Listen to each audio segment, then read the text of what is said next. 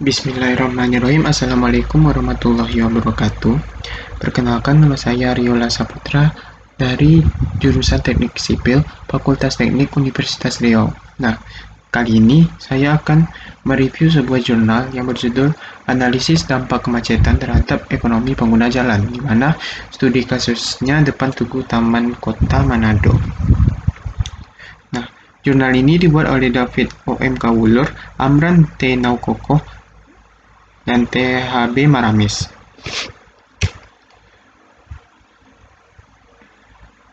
Adapun pembahasan yang akan saya jelaskan pada kali ini, yang pertama ada pendahuluan, yang kedua ada metode penelitiannya, yang ketiga ada hasil penelitiannya, dan yang keempat ada kesimpulan. Yang pertama, pendahuluan. Aktivitas ekonomi seperti pendirian pabrik industri mengharuskan terjadinya mobilitas tenaga kerja serta distribusi barang dan jasa. Aktivitas ekonomi tidak luput dari peranan sarana transportasi. Bertambahnya jumlah kendaraan bermotor berpotensi memunculkan masalah kemacetan yang luar biasa. Saat ini, pembangunan sudah menjadi perhatian utama pemerintah di setiap wilayah. Dalam prosesnya, kota menjadi lokasi strategis karena memiliki daya tarik bagi penduduk dari luar kota. Nah, kemacetan lalu lintas bisa terjadi karena ketidakseimbangan antara jumlah penduduk, jumlah kendaraan yang semakin bertambah dari tahun ke tahun, dan jumlah ruas jalan yang ada atau tersedia. Ketidakseimbangan ini antara pertumbuhan penduduk, pertumbuhan kendaraan, dan perkembangan pertumbuhan jalan belum optimal, menyebabkan terjadinya kemacetan lalu lintas di sejumlah ruas jalan di kota Manado. Nah, adapun tujuan penelitian ini yaitu untuk menganalisis dampak kerugian ekonomi pengguna jalan akibat kemacetan yang terjadi di kota Manado. Kedua, metode penelitiannya. Bagaimana cara penelitian ini? Nah, adapun metode penelitian ini yaitu metodenya deskriptif dengan menggunakan data primer. Cara pengumpulan data tersebut dengan menggunakan wawancara dan kuesioner. Nah, hasil. Nah, dapat kita lihat pada tabel ini, yaitu tabel korstak kemacetan terhadap jenis pekerjaan responden. Nah, berdasarkan tabel tersebut, menunjukkan bahwa pelajar atau mahasiswa lebih sering terkena kemacetan lalu lintas. Hal ini karena pengguna jalan lebih banyak ditemui beraktivitas di kampus. Wira swasta juga sering terkena kemacetan karena sehari-hari mereka beraktivitas di pusat perbelanjaan jauh. Dari semua jenis pekerjaan hanya sedikit yang jarang terkena kemacetan karena jarak lokasi tujuan dengan rumah tidak terlalu jauh. Nah, tabel karakteristik responden berdasarkan jarak tujuan dan durasi waktu. Berdasarkan tabel tersebut, jarak tujuan perjalanan pengguna jalan menempuh jarak 5 km dengan durasi waktu 45 menit. Nah, sebanyak 20 orang atau 0,21% dan jarak 10 km dengan durasi yang sama, 45 menit juga. Sebanyak 30 orang atau persentasenya 0,31% dan jarak 10 km dengan durasi yang sama juga.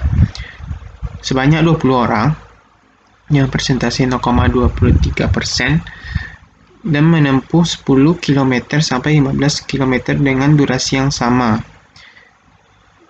Sebanyak 10 orang atau presentasinya 0,10% dan juga dengan jarak yang sama yaitu 15 km sampai 20 km dengan durasi yang sama 45 menit. Sebanyak 15 orang 0,15% sehingga didapat jumlah rata-rata sebesar 225 menit per harinya.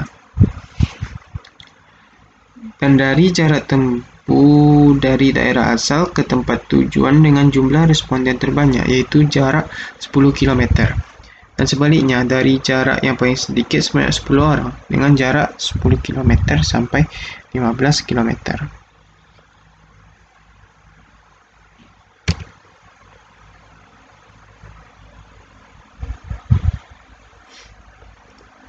Nah, Berdasarkan tabel ini menunjukkan jarak tujuan perjalanan pengguna jalan menempuh jarak 5 km dengan durasi waktu macet 75 menit. Sebanyak 20 orang atau 0,21% dan jarak 10 km dengan durasi yang sama 75 menit sebanyak 30 orang. Dan jarak 10 km dengan durasi yang sama 75 menit sebanyak 20 orang atau persentasenya 0,21% dan menempuh 10 km sampai 15 km. Dan dapat dilihat dari jarak tempuh dari daerah asal ke tempat tujuan dengan jumlah responden terbanyak, yaitu jarak 10 km dan sebaliknya jarak tempuh paling sedikit 10 km sampai 15 km per jamnya.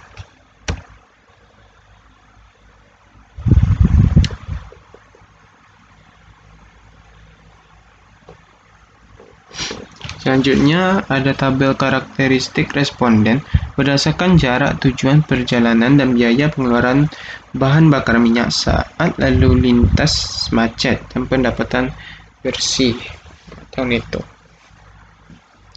Berdasarkan tabel tersebut menunjukkan bahwa jarak tempuh 5 km dengan lalu lintas macet per hari 150 menit dan biaya bahan bakar minyaknya sebanyak 15.000 sehingga pendapatan netonya sebesar Rp535.000 per harinya dan jumlah transportasi sesuai jarak tempuh sebanyak 20 orang atau 0,21% dan jarak tempuh 10 km dengan waktu lalu lintas macet per hari 150 menit dan biaya bahan bakar minyaknya sebanyak Rp15.000 sehingga pendapatan netonya sebesar Rp535.000 per harinya dan jumlah transportasi sesuai jarak tempuh sebanyak 30 orang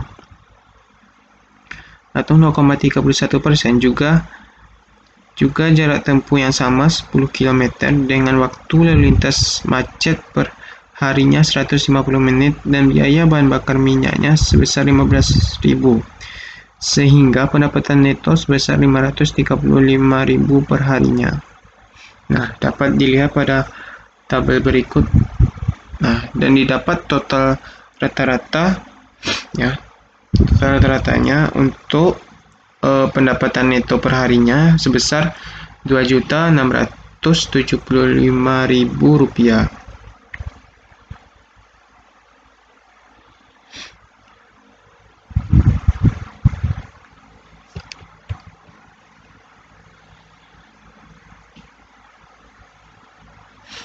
Yang terakhir, kesimpulan.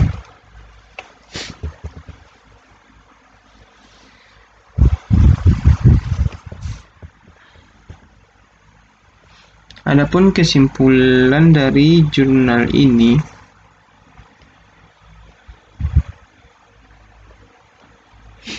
yang pertama, kemacetan dapat mengakibatkan pengeluaran konsumsi biaya bahan bakar minyak berdampak pada hilangnya pendapatan dari masyarakat yang bekerja.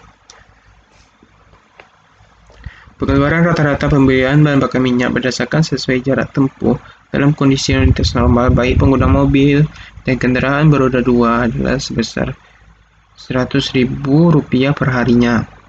Namun, apabila mereka terjebak kemacetan, maka pengeluaran rata-rata meningkat sebesar Rp175.000 per harinya. Dan kalau dikalikan dalam sebulan mencapai Rp5.425.000.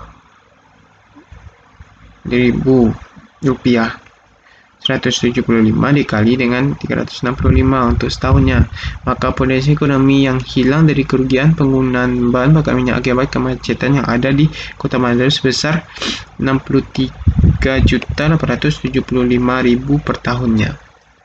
Nah, kesimpulan yang kedua, rata-rata kerugian durasi waktu kemacetan yang dialami pengguna jalan berdasarkan sesuai jarak tempuh adalah sebesar 150 menit per harinya. Dan jika ditambah dengan durasi waktu normal 45 menit plus 30 menit. Durasi macet meningkat menjadi 70 menit per harinya. Hal ini menunjukkan bahwa Kota Manado sering mengalami kemacetan dengan durasi waktu yang lama. Nah, kemacetan juga dapat mengakibatkan tingkat kenyamanan pengguna jalan terganggu, sehingga merasakan waktu terbuang, mengurangi jam kerja dan jam ke sekolah, pemborosan bahan bakar minyak, dan hilangnya pendapatan. Nah, terima kasih.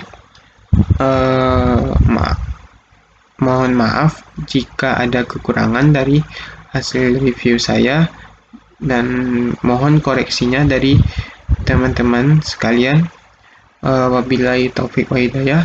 Wassalamualaikum warahmatullahi wabarakatuh.